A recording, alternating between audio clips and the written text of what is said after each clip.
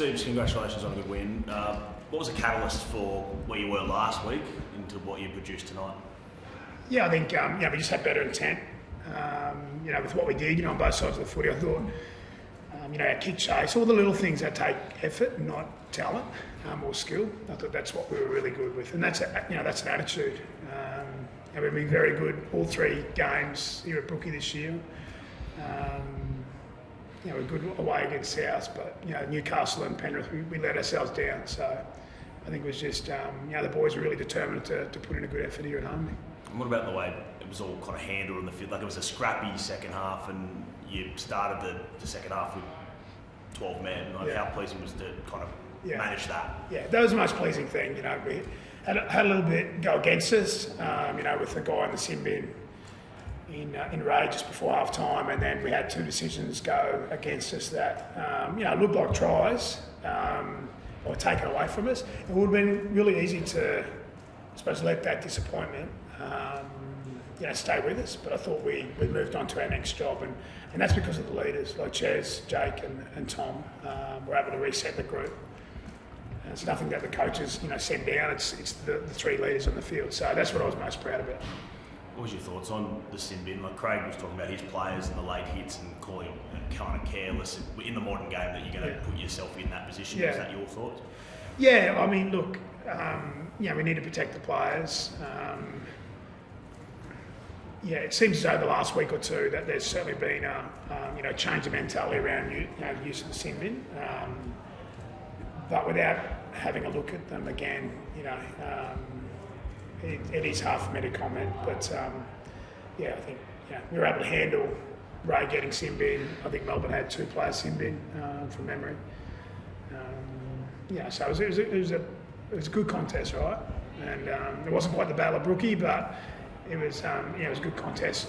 2 teams going at each other, and as I said, sometimes those things sort of slip up. I was going to say, Ches, did it feel like it was 2011 out there at times? Definitely it had the physicality of an old school game. Both teams showed up ready to win and do whatever it takes to win. So I guess that's the most pleasing part for our side, was throughout the full 80 minutes, while it wasn't perfect, we were willing to do whatever it took to get a win tonight, and you could see that in our effort, and in particular the way we sort of put our body on the line. It's great. How are you, mate? Like, obviously you wore a lot of body blows, two in particular, those late ones. How are you from those, and did you feel like you were targeted in that sense? I'm fine. I'm going to cancel my chiropractor appointment this week. It's all sweet now. But anytime you play Melbourne, if you get targeted, you probably take that as a sign of respect, right? Because they're so well prepared. And anytime another team wants to limit your involvement in a game, sort of take that as a sign of respect. But I thought no one went out there intentionally to hurt anyone, and it was played in good spirits. It was just a really physical game. So they're the games that are really rewarding to win. Has the NRL done enough to protect halves? Like, we're talking about a potential crackdown in the last couple of weeks. Like, do you feel like enough is being done to protect halves? Because obviously it can be pretty dangerous, if you do cop them late. Yeah, look, I thought the referees handled everything really well tonight. I thought they did a good job tonight. I think the game's protecting halfbacks and ball players in general. And if you get your timing wrong, which is the hard part, I do feel a little bit sympathetic for people that do try and do what they're asked, which is to put pressure on ball players. But that's our game, right? You just got to make sure that you get it right. Otherwise, there's repercussions. Like anything in our game, if you get it wrong, something's going to happen. And the refs did a good job tonight. Are you comfortable where the game's at the moment, Siebes, in terms of the sin bins? Like, we had 3 here tonight. There were 2 in the earlier game. I think there's been 40 and 50 games. Like, they don't want to use the word crackdown, but it seems like that's what's happening. Yeah, well, it does appear to be. Look, as long as the players are being protected, that's the main thing for me. I think the welfare of the players is the priority for our game. But I do, forget about the sin bins. I like where the game's at. I think there's a really good balance between the contest in and around the ruck and continuity in the game. And we've seen some really good contests, over recent weeks. The first 6 or 7 rounds of the competition. So there appears to be a crackdown on the discipline, but I like where the game is at, and we need to protect our players. You mentioned best intent there at the start, and how good you have been at that in the games here. Why do you think you struggle to do that in the games that aren't here? Because it's night and day with some of them.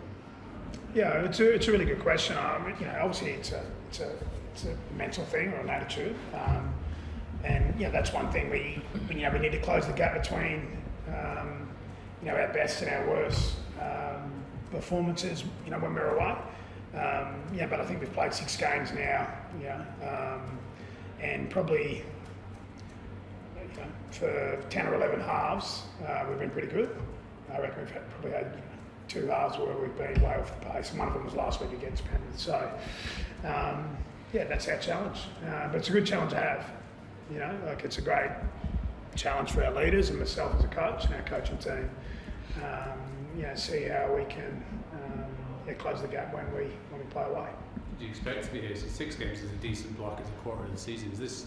Did you expect it to be like this after 6 games coming into a new club? I knew we had a team and a squad with great potential, I'm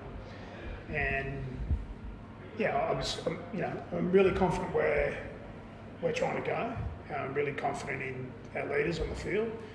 There's been some younger players who have performed really well, like Amole or Kawatu as an example. Tyler Kohler before he was injured. We've got some guys who are improving, but it's only early days, right? So the good thing for us is we've played 4 of last year's top 5, and we've sort of got a bit of an indication of where we're at and what we need to improve going forward and what we have improved. So that's the pleasing thing. We've had a good look at what we're doing, and we've got to be considered about where we go from here and how we can continue to improve and grow. He got a category 1. He's fine, as far as he was up and about, sung the song in the change room, but the medical staff considered his head knock to be a category 1. He doesn't have a history of head knock, so we'll just see how he is over the next few days and follow the protocols. As I said, the medical staff will look after him. That's sort of out of the coach's hands. And as I said, the priority is to look after the players. And if he needs to sit out a week, well, that's what he'll have to do. And Lachlan Croker, it looked like he was holding his shoulder or an arm late in that game. Yeah, I think Croker's had a bit of a stinger there towards the back end. So he's had a couple of them in the early rounds, but he's a tough guy. And, he got through at the end of the game there. But he got sort of a bit of a hit on his shoulder, in the sort of wrong angle. But he seemed to be okay inside. And just on Tom, I know there's a lot made in the last couple of days, but did it sort of feel like he had a bit of a, I don't want to say point to prove, but it looked like his kick returns were a lot harder. It's not like he was charging for every line. Did it look like I guess in that sense, did he have something to prove in some ways to the critics even? I'm not sure. To be fair, I haven't, deliberately haven't sort of listened to, if there's been any criticism of Tom. You get asked the question all the time. Someone sees him get, DP put on his hammy or something like that. They're asking questions about his, about any injuries or whatever. The thing I know about Tom, he had a really good week training. I'm a really big believer in, what you do at training transfers to game day. And I thought he had a great week training. He told me after training on Wednesday that he was ready to go. And I thought his first carry tonight showed real intent on a kick return. And that provides energy for the rest of the group. They look to the 3 leaders. That's any team. They look to the 2, 3, 4 leaders in the team, and I thought his first carry sort of set a tone. So I was really proud of how Tom turned up tonight and competed really strongly. Thanks, guys. Sorry to Daly. Had a big week, obviously, a bit of issue between these teams. You had a few young blokes screaming out of the line. Hamol put on a fantastic hit on Oldham, and the young winger went out screaming. Was there any sort of bit of an edge during the week build up? Because all these young blokes would have been younger blokes, kids, during that famous Battle of Brookvale, if you like. Was there an edge at training and during the week? Mate, we did. We tapped into it a little bit. We had 3 pretty rough weeks where we haven't got a result, and we needed to spark something. And a lot of credit has to go to our coaching staff for the way they prepared us this week. But yeah, we did tap into it, mate. We got a good understanding of where that rivalry stemmed from, and I guess our best response to that is to show respect to the opposition and play well and play tough, and we did that tonight. So hopefully any Manly fan and ex-players were proud of our performance tonight. Thanks, guys. Cheers, guys.